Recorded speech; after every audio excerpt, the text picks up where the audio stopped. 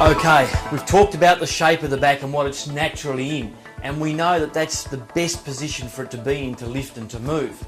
But of course, when we've seen and done manual handling training before, we're told what? It is to bend our knees and keep our back straight. So what we see is this, people doing something like this. Like this, they go down and they try to hold something like this, trying to keep their back straight. Now I don't know about you, but you're up on your toes, which is unbalanced and unstable, and your knees hurt like hell, particularly if you've got a bit of a niggle there in the knee or a bit of wear and tear over time.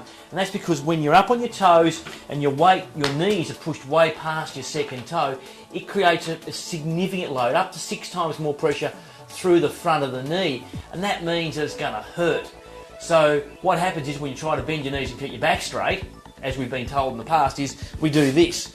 We bend over like this, so our knees are hurting, we're up on our toes, which is unbalanced, and then to get up we do this. We push our heels down, because that's the only way we can actually get up strong, is we do this, and then we do that, and then we lift up like this, which of course is a terrible movement, puts us huge pressure through our back. So when we say we want you to bend your knees and keep your back straight, what we should be saying, what we're going to tell you today, we want you to bend your knees, absolutely, and that means bend your knees and don't push your knees past your second toe. The second thing is not to keep your back straight, but we want you to maintain the natural curve of your low back. That means that when you bend down to pick something up, we don't want you to be up on your toes, you'll just bend down like this, and you can see basically there's a natural curve there.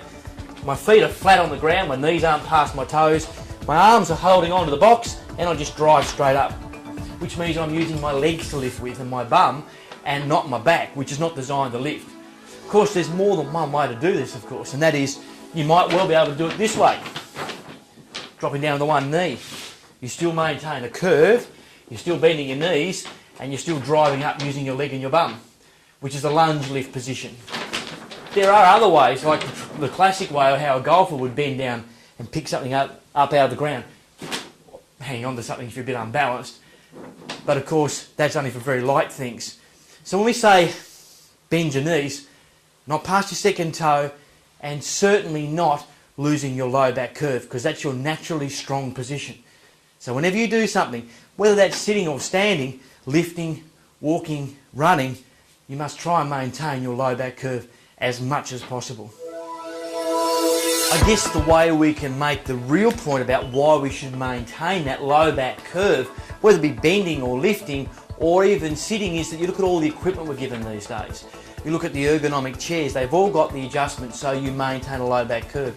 When you sit in a car seat of the more modern cars, they all have that lumbar adjustment. And what that allows us to do is to push in to our low back curve, so when we're sitting, we can sit tall and maintain that natural position. Because the more we lose that natural position, the slow increase of load that's going through those discs, the straighter we make our back. So that's a really important thing to remember. If there's nothing else that you do when you finish watching this production, it is to go away and ask yourself when you're sitting, standing, walking, moving, lifting, throwing, is to make sure that you maintain your low back curve.